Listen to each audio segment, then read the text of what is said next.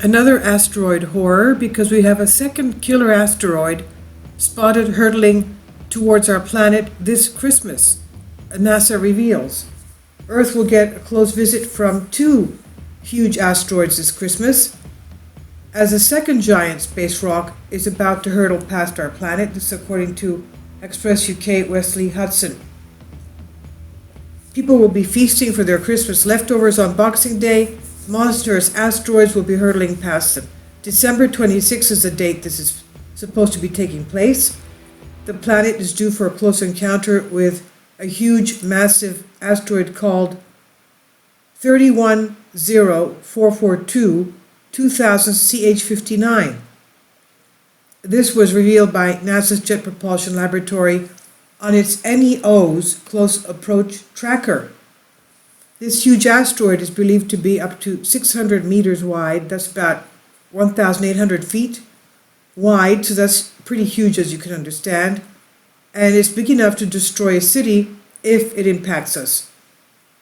But it will zoom past our Earth at a distance of 3.6 million miles. Even though this sounds like a huge distance, it's minute in terms of astronomical, cosmic terms. It's traveling at a staggering speed of 27,500 miles an hour.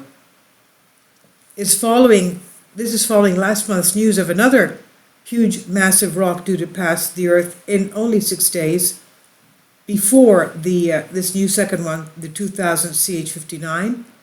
That asteroid is called 216-258 2006 WH1. Let's just call it WH1 for short.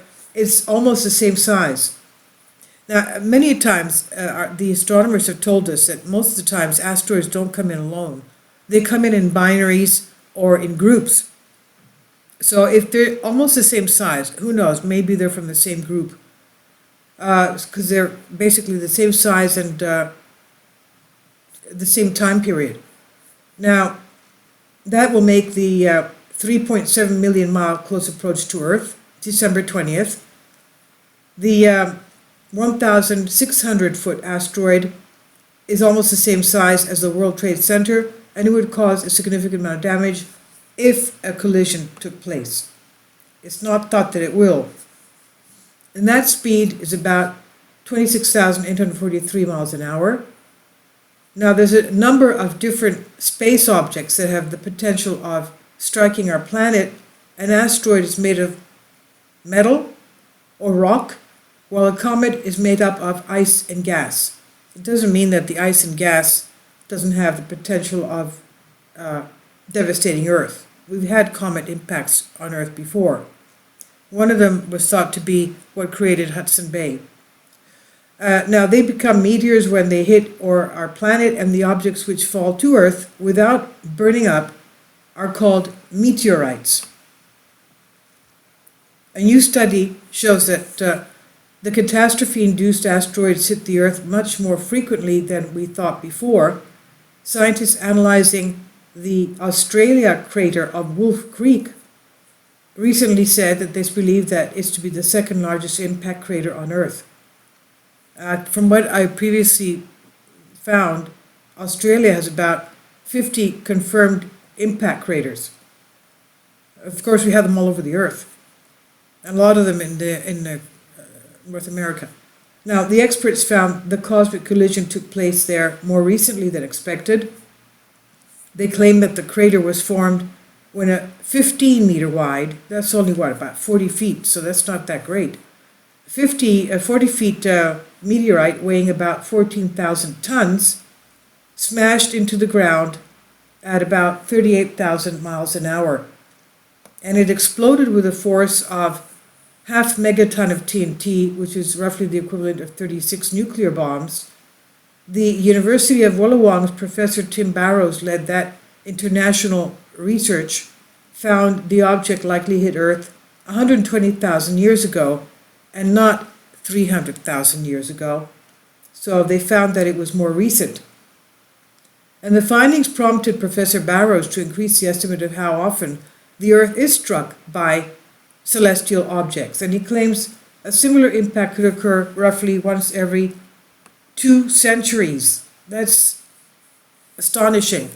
He said, although the rate is only one large meteor hitting Australia every 17,000 years, it isn't that simple. He said the craters are only found in the arid parts of Australia. That's why it's so easy for them to find them. Craters are destroyed by geomorphic activity like rivers, migrations, or slope processing in the mountains. He said since Australia has an excellent preservation record in the arid desert of Australia, of course, with dated craters within the arid zone, he says we can extrapolate the rate for the whole Earth. And taking into account that arid Australia is only about 1% of the surface, the rate increases to every 180 years or so. That's why they're trying to have some kind of an earth protection system to mitigate asteroid impacts. Although there's not much they can do about it at this point. They don't have anything to stop them with. They do have the OSIRIS-REx missions. They do have the plan to go to Asteroid Bennu to collect samples to find out what it's made of, but they have a surprise. Asteroid Bennu, actually 2 surprises. Asteroid Bennu is so rugged, it has these huge craggy peaks like spears sticking out of its surface, and their sampler spacecraft can't land to take a sample. That's one difficult thing, the aspect. And the other is that it's tumbling on its axis because of the Yarkovsky effect, and it's getting off its trajectory. So that happens to asteroids as well, and comets. So I'll leave links below for you for this. This is on Express UK by Wesley Hudson.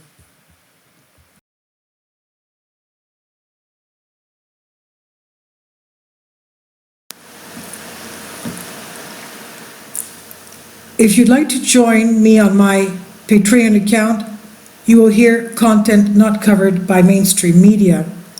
These riveting stories will be based on my research, and I will state my opinions and give my personal insight on diverse and controversial subjects and world events not covered by mainstream media, and not supported by YouTube guidelines. So whatever I have on my Patreon, most of those will not be on my YouTube channel. Please consider becoming a member today. More of the most significant and important videos will be on my Patreon channel. Your support helps me to continue my research and keeps this YouTube channel alive. And we depend on your support, your generous charity, because we help economically challenged families here in Athens, Greece, in Kapota, and we also help the young generation with university tuition and the community around our church. Thank you.